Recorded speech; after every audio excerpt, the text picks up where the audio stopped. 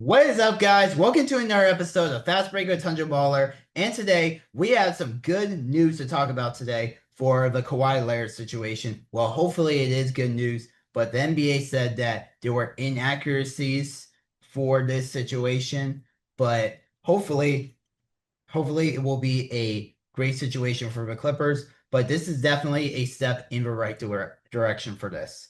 So let's just get things started. And we're going to be talking about the Kawhi Leonard situation. So last week we pretty much talked about a lot of the things that have been happening, and Pablo Torre keeps talking about, okay, the Daktronics stuff. That was a new thing. But now, from last Monday, the day after I recorded my last episode of Fast Break Tundra Baller, there is a new there was a new article from ESPN. This is very big news that they reported that the NBA found no evidence of a Clippers owner, Steve Ballmer, funneling money to pay Kawhi Leonard through team sponsors to circumvent the salary cap. This is big news. I was waiting for this day to come because ever since September, everybody, all of the haters were saying, oh, Kawhi, he is getting money under the table. And they're just hating on Kawhi all the time. But Kawhi, he had a career year last season. But about the situation, it's been going on for 11 months, and we're already almost there in September already. It's already August 21st, the day that I'm recording this. And this started when Pablo Torre, he is a journalist, by the way, he talked about these allegations in his podcast called Pablo Torre Finds Out. And he pretty much talked about Steve Ballmer, the Clippers owner, paying Kawhi under the table, and that Kawhi allegedly had a no-show $28 million deal with a company called Aspiration, which was a company that also partnered with the Clippers, that was supposed to be going into a dome, but now they are bankrupt, and the co-founder is now in prison for 14 years for wire fraud, and he defrauded investors to $248 million of fraud. So that is a lot of money. A lot of money. And around 50 to 60 million of that is Steve Ballmer's money. There were also allegations, new allegations. This was not about aspiration. This was completely different. That Pablo Torre said that Kawhi had a secret deal worth millions of dollars with Daktronics, the company that designed many scoreboards, but especially the Halo board inside Into a Dome. And the report said that there was no evidence that Ballmer phoned money to Kawhi with aspiration and at least three other companies that deals with Clippers. So besides aspiration, Daktronics is one of them. And another deal what they were investigating was from Boingo Wireless, which is a wireless provider for Into a Dome. And the initial findings starting last month in July, which was led by law firm Wachtell, Lipton, Rosen, and Katz. While trying to find a resolution to this situation, these talks have been spirited, and which was led by the Clippers representatives, attorney David N. Kelly, and NBA General Counsel Rich Buchanan. And now the league is focusing on whether the Clippers' introduction of Kawhi to team sponsors breaks the rules of salary cap circumvention, and if the Clippers failed to supervise employees. And as of now, if they are guilty of this, the punishments are unknown at this time. So we don't know what could happen, but they said that there's no evidence that Ballmer phoned money to Kawhi. So this is a great step in the right direction. But Paulo Torre about this of what the NBA is focusing on now, he responded to that part of that article saying, and quote, when the time is right, I'm extremely excited for our episode about this. So far, he has posted 14 videos on YouTube about these allegations. So a lot of videos about the situation in 11 months, and all of them are pretty long. Like I would say a lot of them are about an hour long, or at least close to an hour long. But the NBA had a response to that situation, to our article.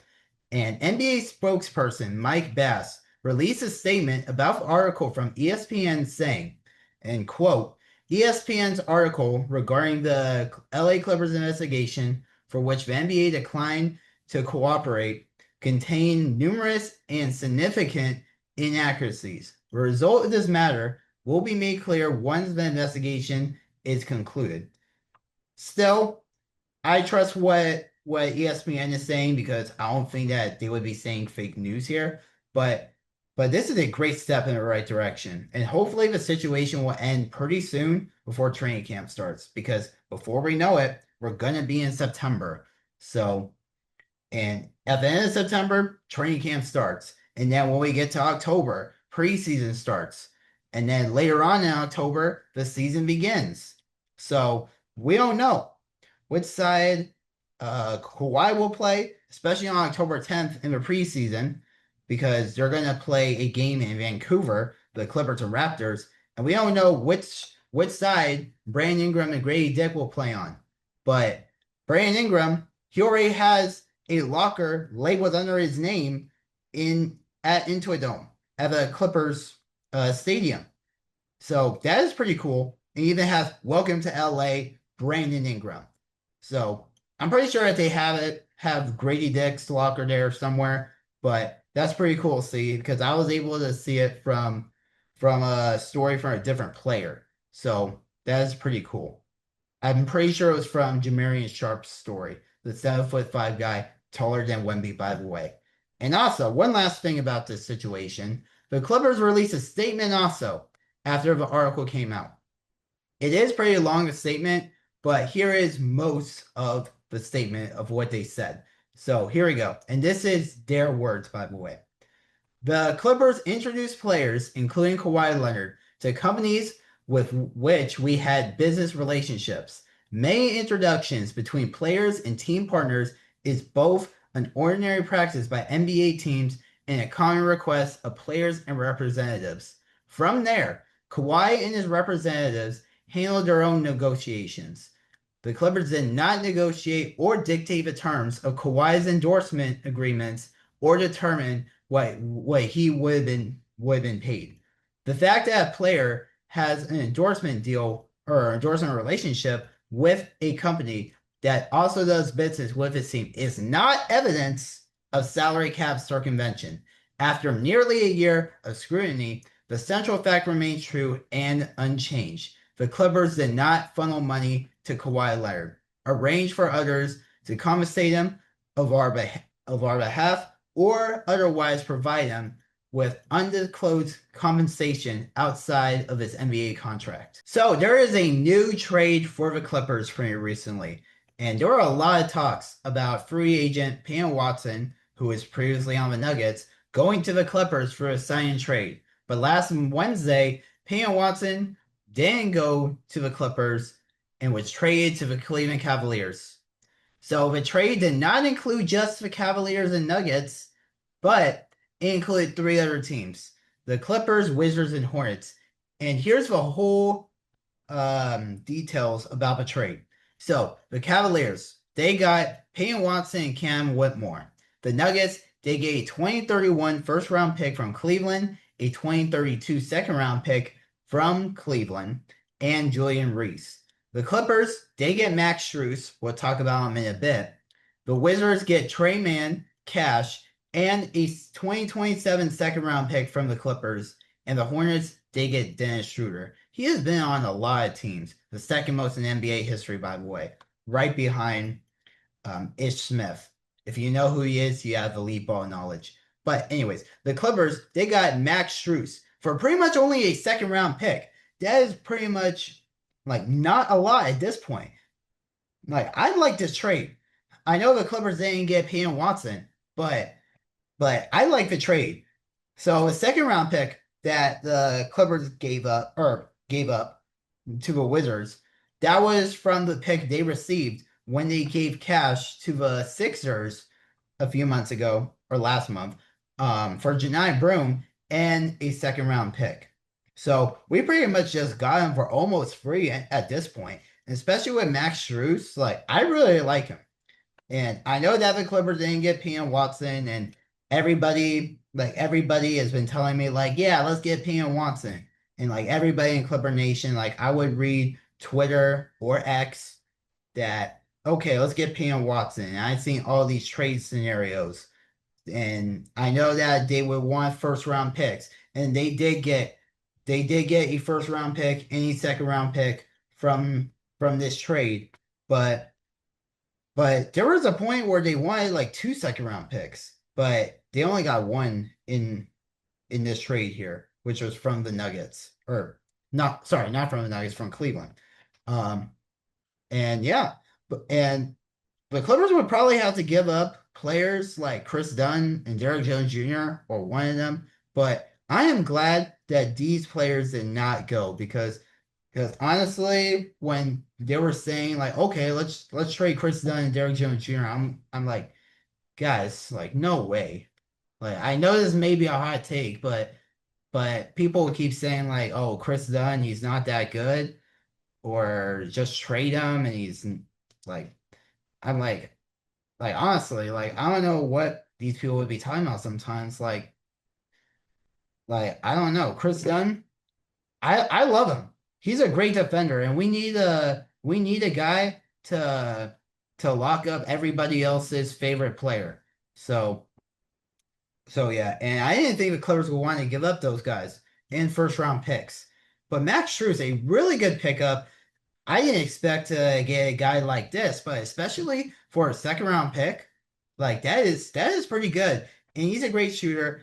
And I would be scared to play him when the Clippers would play the Cavaliers because he was killing us with his three-pointers. And he's also earning $16.6 million this year, which is also the last year of his 4-year, $63 million contract.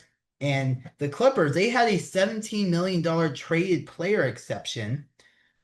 And that was from the John Collins trade, or John Collins sign and trade when he went to the Pistons. So we had $17 million of credit. So so yeah, and I really like this trade though. So we used a lot of that credit. So I'm pretty excited for Max Strus and Lawrence Frank, the president of basketball operations, pretty much said in a statement, which was yesterday, saying that he's going to be a big part of our team, and we're going to be pretty competitive. That's pretty much what he said. So the last thing that we're going to be talking about today is the current Clippers roster. So there are 17 players right now under a standard contract with the Clippers with the Kawhi trade. So this is counting Brandon Ingram and Grady Dick. But if Kawhi stays a Clipper somehow with this situation, then there are 16 players with a standard contract. So not including Grady and Brandon. So the max is 15 for every team. So here are all the players right now: Bradley Beal, Janai Broom, Cam Christie, Grady Dick. So we're gonna go into this situation assuming the Kawhi Leonard trade goes through. Chris Dunn, Darius Garland, Rui Hachimura, Brandon Ingram, Isaiah Jackson, Derrick Jones Jr., Yannick Niederhauser, Brooke Lopez, Baba Miller, Jordan Miller, Kobe Sanders, Max Strus, our newest Clipper, and Kean Wagler. There could be a lot of scenarios. Like last week, the Clippers re-signed Bradley Beal, and I don't think the Clippers are done yet making moves because there are too many players, and we're not counting the two-way contract players. Like if you want to count that, there's technically 21 players under a contract right now if you're counting Grady and Brandon. So the other four players: Yuki Kawamura, who is under Exhibit 10 deal. So the three two-way guys right now, they are Jamarian Sharp, who is 7'5", Jalen Pickett, who is a newest Clipper, and Nick Martinelli, the 55th pick. So we don't have to worry about those roster spots right now because each team could have three two-way players each. So so so there could be a lot of ways that the Clippers could manage this. Like maybe trade Bradley Beal. Who knows? In a trade. So he is earning about $6.5 million for both years. And now, and and now Cam Christie, his contract for this season, or his salary for this season, it's not guaranteed. So we have to wait until October to see if it is going to be guaranteed. But I don't think Cam Christie is going to be staying at all because his guarantee day has been pushed back twice. It was supposed to be at the beginning of free agency, and then it got delayed until the end of the summer league, and then it got delayed again until October, I'm pretty sure 15th or something like that. But yeah, I don't think he's gonna be on the Clippers. Probably the San Diego Clippers at best. And maybe waive Janai Broom too. But who knows? There could be another trade. The Clippers, they are definitely not done because we have to bring our senior contracts down from 17 or 16 to 15. So we are definitely not done yet. And also, Ben Mathurin, he is unsigned. So are the Clippers going to re-sign Ben Mathurin? Because I'm pretty sure that maybe they were trying to get Payne Watson, but if they didn't get Payne Watson, then maybe they would go back to Ben Mathurin, or maybe get both. But there are other big free agents still right now, like Jonathan Kuminga and Jalen Duren. So I don't know if the Clippers, there's at least still trying to get Kuminga, maybe. But I don't know if the Clippers would want to get Jalen Duren also. That would be pretty big, but if we don't get Jalen Duren, it's okay. We have Yannick and Niederhauser when he comes back, and Boba Miller. And then Brooke Lopez, he just got to keep things afloat for the bigs until Yannick is back. Because I didn't expect Brooke Lopez to come back, but probably because since Yannick got hurt, we just need at least a decent big. Because Brooke Lopez, second half of the season, I did like him, but definitely we need to get younger. And yeah, technically we are getting younger, but maybe we got a little bit older since we got Max Strus. But it doesn't look like Max Strus is going anywhere because of what Lawrence Frank said, saying he's going to be a big part of our team. So I'm excited for this team, and I can't wait to see what moves the Clippers do. And I'll definitely be on top of the news when there are more information available. But yeah, the Clippers, they are definitely not done. So that's pretty much it for today's episode, guys. And I am going to be starting school next week, but I do plan on continuing this podcast still. And hopefully it will be on Time Radio too, because I had to apply whenever the applications are open. I'm pretty sure it's going to be open soon since my school, Cal State Fullerton, is going to start this Monday, August 24th. And I'm also going to be working my ESPN Plus internship. So make sure you guys check out my other platforms too. And for a few weeks now, I've been posting stuff on YouTube Shorts, and also all of my content, I have it on TikTok. So the same thing as my username on here, Tundra Baller 0. So make sure you guys check it out. All right. So you guys have a good one. I'll see you guys next week.